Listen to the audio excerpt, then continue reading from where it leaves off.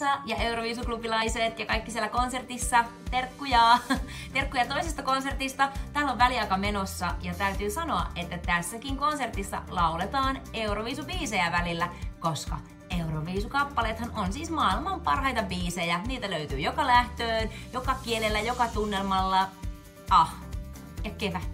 Meidän Euroviisufanien parasta aikaa. Ihan hulluna terkkuja teille kaikille sinne ja vietetään tänä keväänä muuten oikeestikin paras Euroviisukevät ikinä. Yeah. Valdo moi! Terveisiä täältä Lepsämästä. Hei, oikein kivaa viikonloppua teille kaikille Euroviisuklubilaisille sinne. Toivottavasti teillä on kivat bileet. Omista viisuista tulee kuluneeksi jo 15 vuotta. Aika menee niin tosi nopeasti, hei.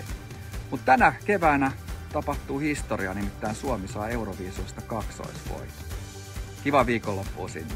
Moi! Hei, täällä Saariston Anneli, terve! Ja oikein hauskaa ja hyvää viisukevättä sinne Lieksaan teille kuumille perunoille. Tervehdys Praahesali. Me ollaan Kuun kuiskajat. Ihanaa viisuiltaa sinne, hurmaava viisuklubilaiset ja mahtava viisuyleisö. Kuun kuiskajat on tehnyt paluun. Ja meiltä ilmestyy viikon päästä perjantaina 2.5. Ystäväni sinkku.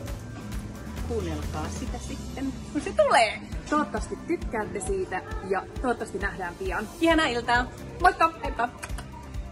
Moi kaikki ihanat viisufanit! Krista Sigrids tässä! Mä haluan vaan toivottaa teille kaikille oikein ihanaa viisuiltaa.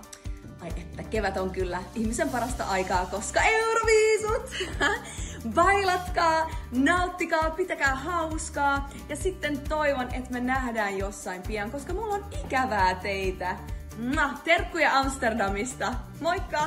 Kätkätit tässä terve. Eletään vuoden parasta aikaa, viisukevättä. Ihanaa kevättä ja ihanaa Euroviisukonserttia teille. Täällä nyt teillä on konserttia. Ihan pian. Ihan pian, mutta sitä ennen. Lähetetään terveisiä. Nimenomaan Euroviisuklubille lähetetään tuhannesti terveisiä ja ihanaa iltaa sinne teille. Tipiti. Hei hei, Hanna Pakarinen täällä. Hyvää iltaa.